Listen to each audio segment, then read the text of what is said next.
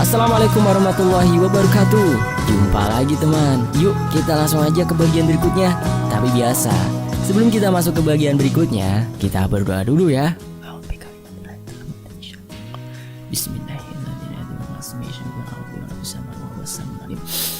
Allahumma sholli ala sayyidina Muhammad sallallahu alaihi wasallam. Oke teman-teman, kita masuk ke ceritanya.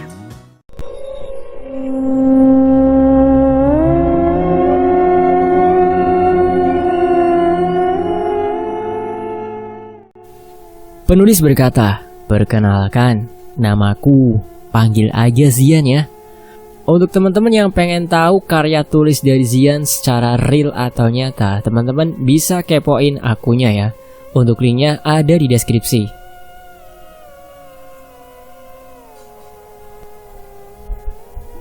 Mas Zian atau penulis tinggal di salah satu desa di daerah Provinsi Kalimantan Tengah.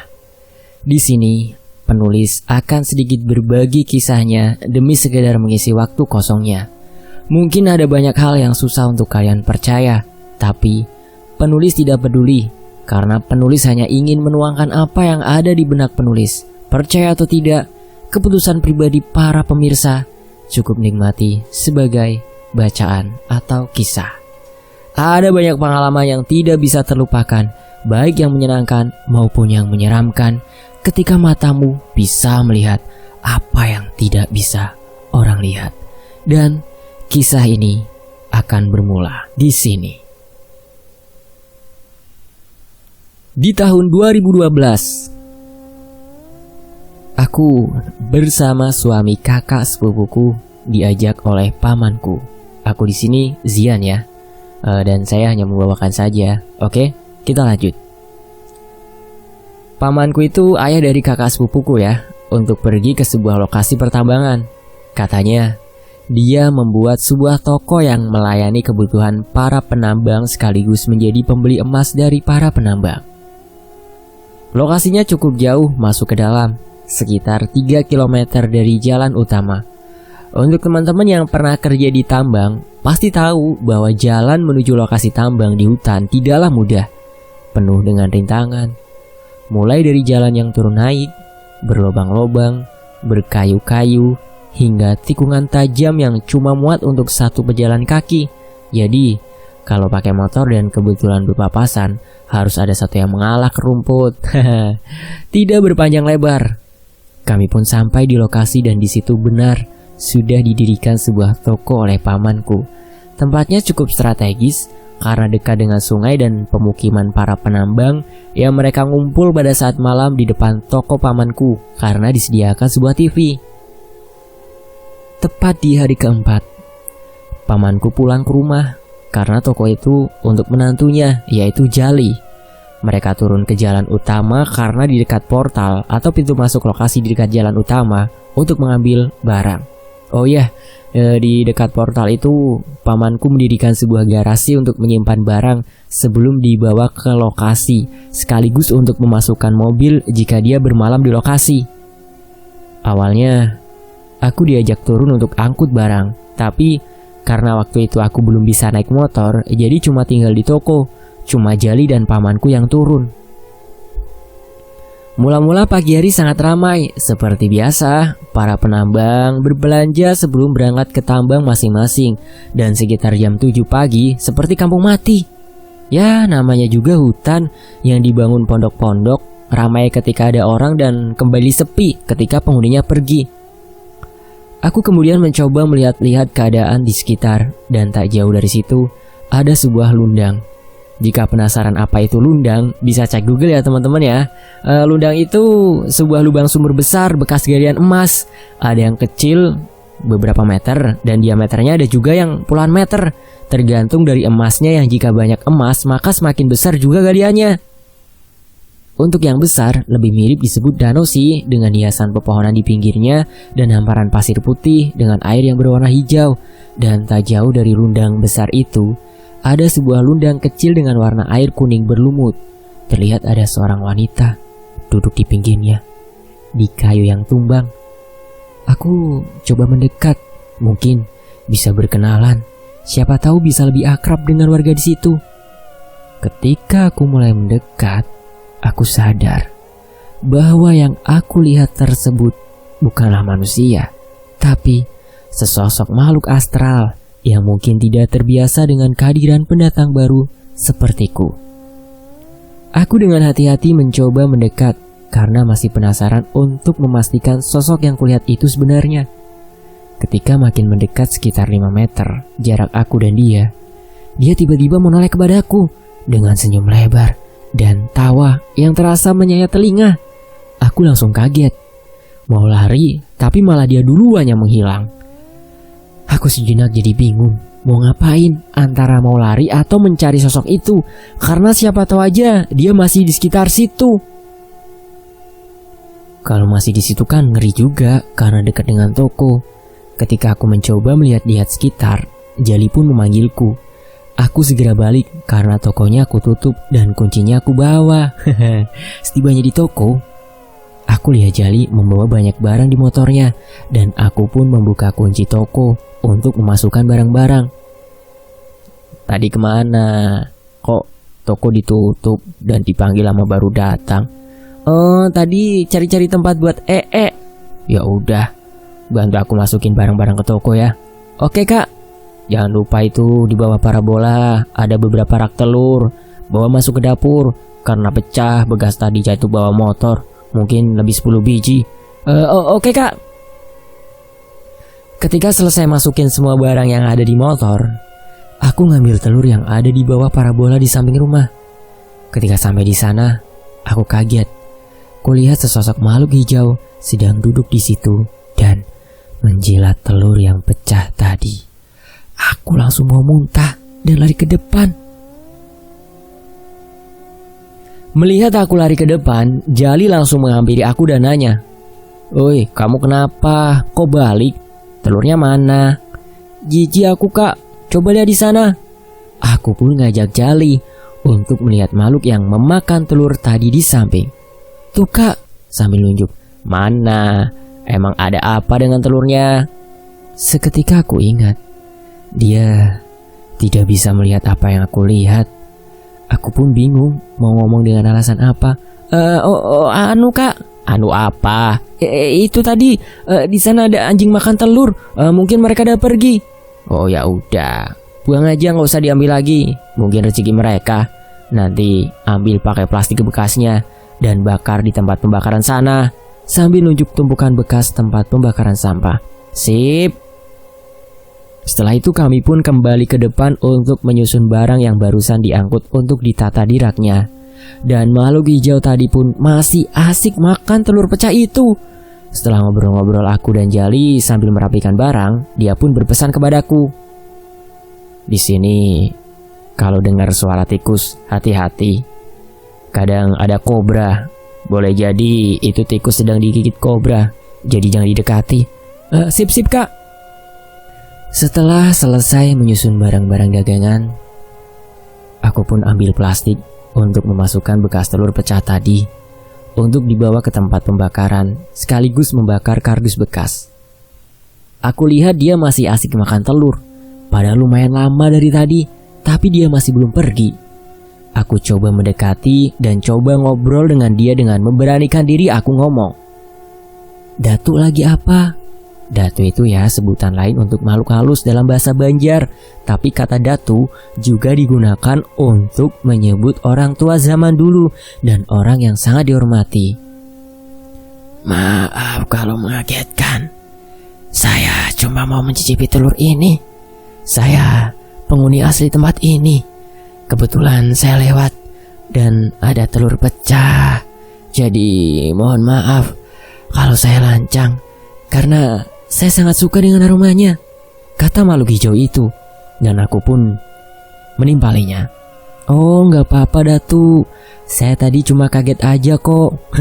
Aku pura-pura berani, tapi mendengar perkataannya yang sopan, aku mulai tidak takut karena kelihatannya dia baik. Kamu mau ambil telur ya?" "Iya, mau aku bakar yang pecah ini Datu. Yang masih bagusnya mau dibawa ke rumah." Silakan. Tapi ini mubazir kalau dibakar. Masih ada sisa di dalam pecahnya. Kamu kumpulin aja telurnya dan buang di lundang. Lumayan buat makan ikan.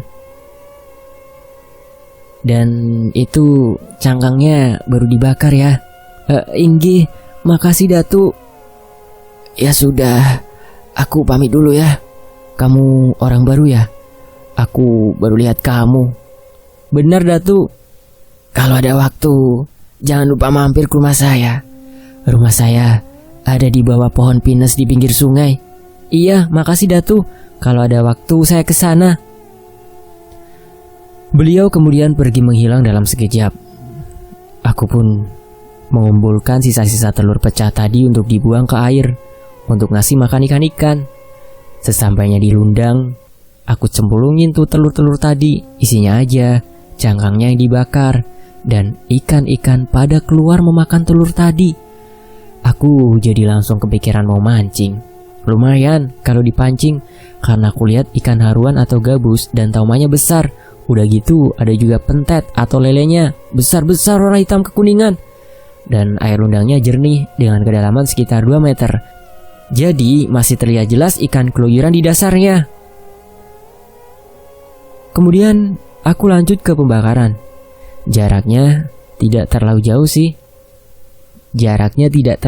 sih. Sekitar 100 meter dari toko.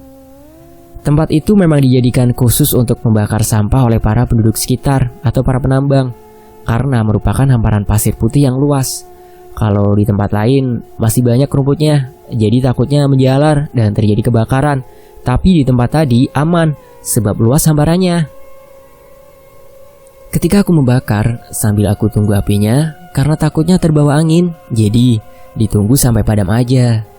Tidak lama, aku lihat ada lagi wanita yang sebelumnya ku temui di lundang kecil. Aku langsung kaget, tapi aku masih tetap berdiam di tempat. Dia terlihat mulai mendekat, sekitar berjalan 20 meter dari aku. Apinya aku pukul-pukul dengan kayu supaya padam dan langsung lari pulang. Sesampainya di dekat toko, aku lihat-lihat sekitar, tidak ada apa-apa. Syukurlah dia tidak mengikutiku pulang. Di toko, Jali ngajakin makan dan aku lihat sudah ada hidangan yang enak untuk standar kami yang ada di tengah hutan. Aku penasaran dan tanya, "Kok bisa ada masakan sayur-sayuran kak? Perasaan kita nggak ada stok sayur. Masakannya enak lagi. Pian kan nggak bisa masak, paling bisanya rebus mie dan dadar telur." "Oh ini, dikasih sama ibu-ibu barusan," kata Jali. Aku seketika kaget. Jangan-jangan ini hantu wanita yang kulihat itu menyamar. Aku pun bertanya kepada Kak Jali, "Ibu-ibu yang di mana kak?" "Itu bule, ibu-ibu suku Jawa tuh ya, bule itu. Nanti aku kenalin." Kemudian aku menjawab, "Siap kak." Sesudah itu pun tidak ada kejadian aneh-aneh lagi. Hingga malam hari tiba. Seperti biasa, mereka, para pekerja tambang, ngumpul untuk menonton TV. Aku yang kurang akrab dengan mereka cuma asik nonton TV di pojokan. Mereka asik sambil bergurau dengan bahasa Jawa mereka. By the way, meskipun aku orang Banjar, tapi aku juga bisa bahasa Jawa. Gak lama, ada ibu-ibu kulihat membawakan cemilan ke depan TV. Dan mereka pun langsung menghampiri untuk nyemil bareng. Aku masih duduk di pojokan. Kemudian salah satu dari mereka ngomong dalam bahasa Jawa yang kalau diterjemahin gini isinya. Kata Mas A yang bekerja sebagai penambang, "Woi, tuh anak ajakin makan-makan, mungkin malu makanya minder." Kemudian Mas B juga bilang, Bro, kesini," dengan bahasa Jawa ya. Dan Mas B pun menerjemahkannya lagi, "Kesini maksudnya, sini." Dan aku mendekat. Dia pun ngobrol dengan bahasa Indonesia karena mengira aku tidak bisa bahasa Jawa. Mas B bilang, "Ayo sini makan-makan." Iya makasih mas." "Kamu anaknya Abah ya?" Abah maksudnya pamanku. Mereka manggilnya Abah sebagai pengganti kata bos. "Bukan, keponakannya aku mas." "Oh kesini rencananya mau jualan sama Jali?" Enggak, kesini cuma mau ikut aja. Mungkin beberapa hari sudah pulang lagi." Kemudian kami pun asik ngobrol sambil menikmati peye buatan Bu Le yang enak dengan aroma daun jeruk yang sangat khas. Malam itu pun berlalu. Aku tidur di dalam tenda TV dengan beberapa orang lainnya, dengan TV yang masih menyala sampai pagi. Gak lama ada orang yang bisa dibilang tetua di situ. Dia bangunin kami dan ngajak untuk sholat subuh. Kami pun bangun, kemudian menuju sungai untuk ambil air wudhu, karena kebetulan tempat untuk sholatnya di seberang sungai. Sungainya berair jernih, dengan hamparan kerikil di bawahnya, dan dalamnya cuma sekitar 2 jari di atas mata kaki. Namun arusnya cukup deras. Ketika aku cuci muka, antara masih ngantuk dan sadar, aku lihat di pinggir sungai ada sosok yang berjalan di atas air menyeberang. Aku spontan ngomong, "Itu apa?" "Apaan?" "Itu tadi, jalan di atas air." "Walah, ngantuk kamu bro. Raup-raup sih, cuci muka dulu." Aku membiarkannya saja tanpa memikirkan lagi. Setelah selesai sholat, kami pun balik dan mereka kembali ke pondok masing-masing. Oh ya, di sini itu pemukimannya tidak ada rumah permanen. Rata-rata semuanya hanya sebuah pondok, yaitu sebuah tempat tinggal yang didirikan dari kayu-kayu dengan lantai dan dinding, terpal, serta atap dari jerami. Sebab di sini bukan tambang dari perusahaan. Jadi, jika sudah habis emasnya, mereka bakalan pindah lokasi dan proses pindahnya pun enak, tinggal cabut kayu dan terpal sehingga bisa dipakai lagi untuk membuat ulang pondok di lokasi yang baru. Pagi itu, sekitar jam 6, mereka seperti biasa berbelanja kebutuhan tambang seperti oli, solar, baut, dan alat-alat mesin lain. Ada pula yang menjual emas. Dan sekitar jam 7 mereka sudah habis semua ke lubang tambang masing-masing dan suasana kembali menjadi sepi. Ngomong-ngomong, mereka biasa kalau sore itu pulang langsung memproses emas di lundang dengan menggunakan dulangan. Makanya di sini orang bilang mencari emas dengan sebutan mendulang. Dan artinya mencari emas menggunakan dulangan untuk memisahkan emas dengan pasir, kemudian dicampur air merkuri atau raksa agar menyatu seperti pentol, baru dijual. Kadang jualnya malam, kadang jualnya pagi. Dan cerita sedikit lagi nih, di sini mereka ngambil barang itu sistem bond atau utang. Jadi ketika ngambil belanjaan, dicatat di sebuah buku yang nanti baru dilunasi jika mereka sudah mengumpulkan banyak emas. Jadi aku pagi itu hanya mencatat apa yang mereka ambil dan Jali melayani orang yang sedang jual emas. Sekitar jam 7:30, Jali pun ngajak makan dan kulihat ada lagi sayur-sayuran. Ternyata bule lagi yang ngasih. "Woi, ayo makan. Nih, bule ngasih lauk lagi. Enak nih tewelnya. Sayur nangka muda dengan kuah santan." "Wah, enaknya. Nanti kalau nggak habis, simpan aja di pemanas sayurnya. Karena hari ini aku mau turun untuk bawa emas. Ada sekitar 0,5 kilo. Mau dijual ke kota dulu." Wow, 0,5 kilo emas. Mantep banget ya. Aku pun menjawab Jali, "Ikut." "Manja, kalau ikut siapa yang nunggu toko?" Oke deh, tapi kalau naik lagi jangan lupa bawa oleh-oleh." "Iyo yo," dengan nada seperti logat Jawa. Maksudnya turun itu pulang ke rumah, kalau naik itu balik ke lokasi atau ke toko ya. Karena di lokasi ini tempat tinggi pegunungan. Dan pagi itu dia kembali turun setelah makan. Aku pun setelah itu menutup toko untuk jalan-jalan di sekitar. Dan tiba-tiba teringat subuh tadi, aku melihat sesuatu. Aku penasaran, akhirnya kembali ke sungai. Aku mencoba mendekati tempat yang kulihat. Ada orang yang berjalan di atas air tadi. Dan ternyata di situ ada pohon pinus besar, tak jauh dari tempatku berdiri dan aku berjalan mendekat. Dan kulihat ada makhluk hijau yang makan telur. Aku mencoba mempertajam penglihatan dan ternyata di situ adalah sebuah rumah yang besar dan indah, dipenuhi bunga-bunga di halamannya. Oh iya, karena rumah itu ada di alam jin, jadi susah untuk dideskripsikan. Intinya, jika di alam manusia yang dilihat adalah pohon pinus, namun di alam jin itu rumah yang bagus tadi. Sebagai contoh, kamu megang HP dan kami sedang melihat foto di rumah di HP.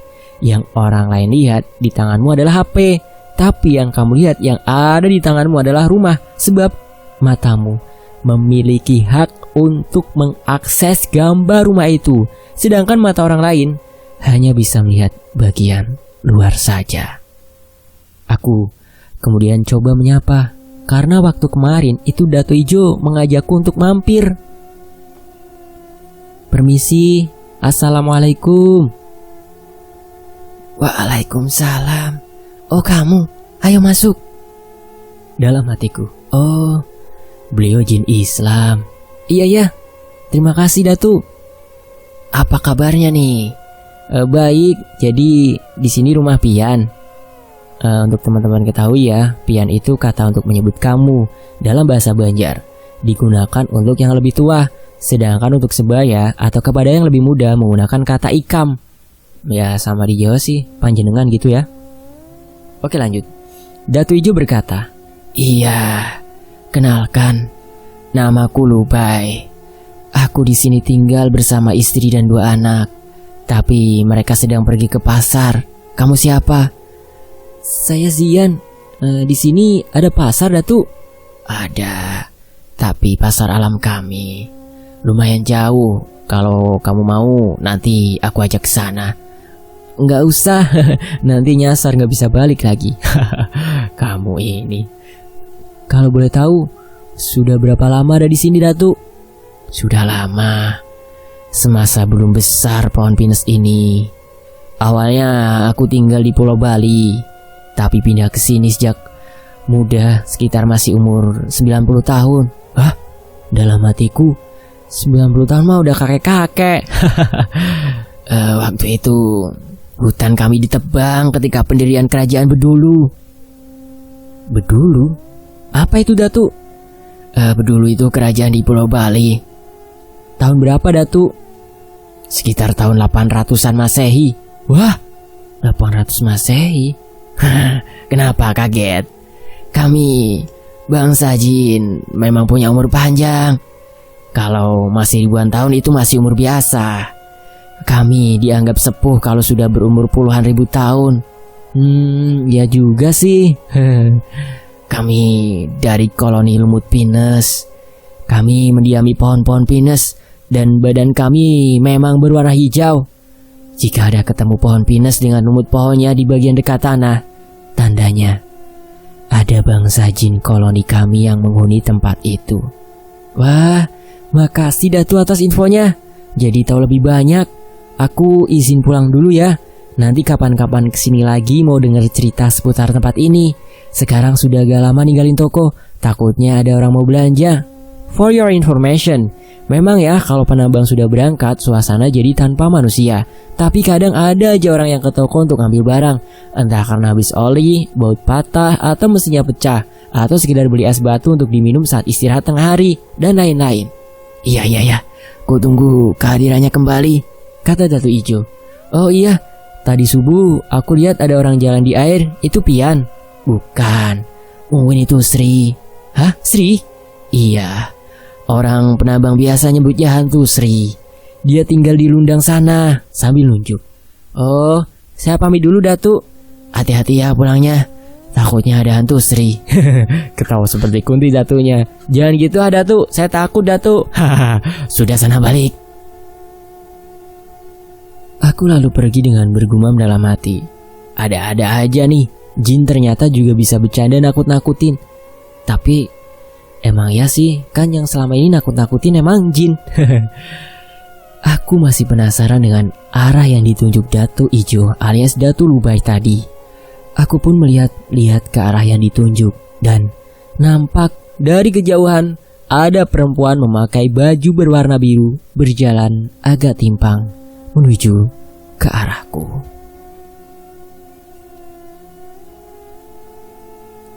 Aku mulai memperhatikan gerak-geriknya.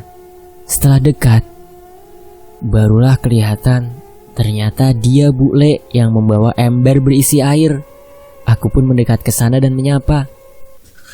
Lagi apa, Bu? Ini ngambil air di sana. Kok jauh sampai ke sini? Iya, orang-orang sini juga ngambil air di lundang itu karena airnya bersih, bisa untuk makan dan masak, dan di situ tidak pernah dipakai mandi orang-orang. Oh, aku mau lihat ke situ dulu, boleh? Hati-hati, jangan lama-lama main ke situ. Di situ ada hantunya. Nanti kalau sudah jangan lupa mampir ke tempatnya bule ya. Iya bule. Aku pun berlalu untuk melihat-lihat lundang itu. Dan benar saja, airnya sangat bersih karena ada mata air yang memancar. Tapi sayangnya, tidak terlihat satupun ikan di bawahnya. Padahal kalau ada ikan, aku pengen mancing. Dan setelah selesai aku balik pulang. Ketika aku membalikkan badan menuju arah pulang, bulu kuduk terasa merinding. Aku langsung teringat perkataan bule dan Datuk Lubai tadi yang katanya ada hantu di sini. Aku pun bergegas lari pulang tanpa melihat apa yang ada di belakang. Meskipun yang disebut hantu itu sebenarnya adalah jin juga, tapi kan kalau udah dikasih titel hantu berarti bentuknya menyeramkan. Walau bagaimanapun seringnya melihat bangsa jin, kalau dengar kata hantu ya tetap aja ada perasaan merinding. Sama halnya kita dengar kata begal, walau sama-sama manusia tapi kan tetap aja ada rasa was-was jika ada yang bilang daerah itu rawan begal. Bener nggak? Jadi jangan pernah bilang takut kok sama hantu, takut itu sama Tuhan. Ya bedalah, takut sama Tuhan itu membuat kita semakin mendekat, sedangkan takut sama hantu membuat kita untuk menjauhinya. Oke lanjut. Aku pun mampir ke pondok bule dan kulihat bule sedang memasak kerupuk. Bule, sini duduk. Cobain kerupuk unyil. Masih hangat ini, baru dimasak. Makasih bule. Kamu itu di sini harus hati-hati.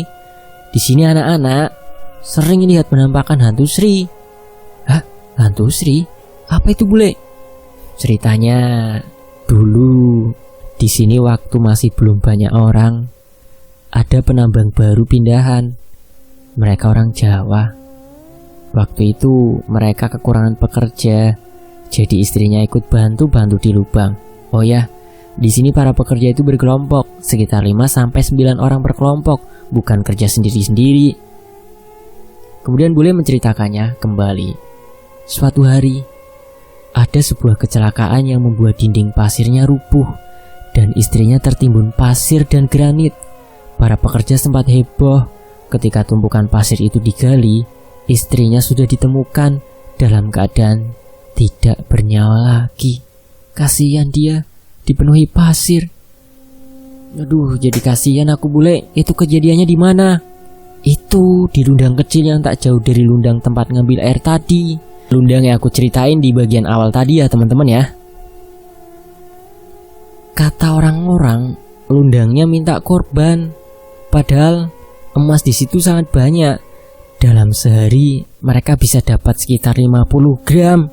Tapi sayangnya cuma bertahan 4 hari. Dan kejadian itu pun terjadi. Sekarang tidak ada yang berani kerja di lubang itu untuk meneruskan.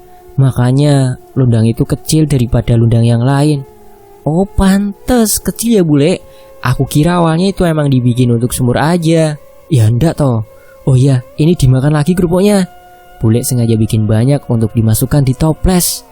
Anak-anak mereka suka makan dicampur kerupuk sama sambel. Bule itu loh, kalau beli lombok di tempat paman sayur, sekilo nggak sampai 4 hari habis. Waduh, ya maklum lah, orang Jawa kan sukanya pedes. Aku juga suka pedes bule. Masakan yang bule kasih itu aku suka karena pedas. Beneran. Kalau gitu nanti kalian nggak usah masak sayur aja, minta aja sayur sama bule. Bule itu kalau bikin selalu banyak. Jadi ndak usah takut ndak cukup. Oh iya, makasih sebelumnya bule. Kami ngobrol-ngobrol panjang lebar. Bule itu orangnya sangat baik dan ramah. Mungkin selama aku di sana, beliau paling baik dan dekat sama aku. Dan sampai saat ini pun aku masih merindukan beliau. Ngomong-ngomong kenapa beliau dan yang lain panggil aku bro, nanti aku ceritain alasannya ya. Hari pun berlalu dan tak terasa sudah tengah hari. Aku pun izin pulang. Tapi oleh beliau disuruh makan dulu. Aku pun makan bersama beliau. Oh ya, mereka berbaca denganku menggunakan bahasa Indonesia karena mengira aku tidak bisa bahasa Jawa. Dan aku pun emang gak pernah ngomong bahasa Jawa soalnya. Jika suatu saat mereka mau ngomongin aku, mereka pasti gak bakalan ragu ngomong di dekatku kepada sesama mereka dengan bahasa Jawa karena mengira aku gak paham, padahal aku ngerti. Dan Obrolan aku dengan Jali atau pamanku itu pakai bahasa Banjar. Hanya saja di cerita ini aku tulisin bahasa Indonesia aja ya, supaya yang tidak mengerti bahasa Jawa dan Banjar bisa paham. Pas di perjalanan balik ke toko, aku ketemu sama Oku, salah satu pekerja tambang. Masih muda, sekitar 19 tahun umurnya. Dia kulihat bawa ikan lais, seperti patin, tapi lebih ramping badannya. Sekitar 7 ekor, dan lele 2 ekor yang ditusuk ranting. Wih, banyak dapat ikan. Mancing di mana? Dapat hasil banjur di Lundang. Banjur adalah cara memancing, tapi dibiarkan direndam di air, bukan dipegangin pancingnya ya. Misal direndam pagi pas berangkat kerja, dan diambilnya tengah hari pas istirahat kerja. Banyaknya, iya, lumayan buat makan malam ini. Jangan lupa nanti malam mampir makan dulu. Nanti aku suruh bule buat masakin ini. Oke sip. Aku padahal baru kenal sama mereka, tapi mereka semua ramah-ramah dan mudah akrab.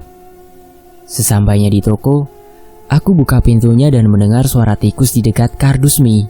Aku ingat, kata Jali, kalau ada suara tikus teriak, mungkin digigit ular. Aku coba ambil sapu dan periksa tumpukan kardus mie. Dan benar saja, ular kobra berwarna hitam kecoklatan menggigiti tikus. Aku spontan langsung mukul ular itu, dan dia pun langsung kabur, meninggalkan tikus yang digigit tadi. Aku coba ngejar, dan dia lari ke arah semak yang gak jauh dari toko.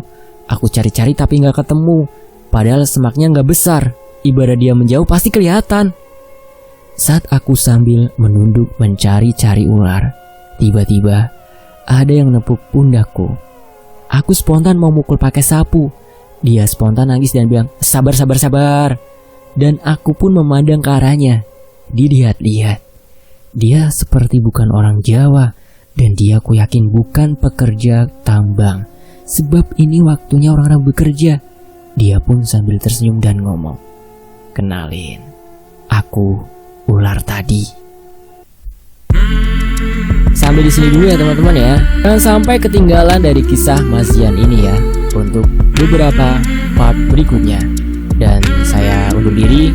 Terima kasih untuk Mas Zian ya. Saya apresiasi setinggi-tingginya karena karya tulis sampean emang bagus banget. Dan wassalamualaikum warahmatullahi wabarakatuh. Sampai jumpa di bagian berikutnya.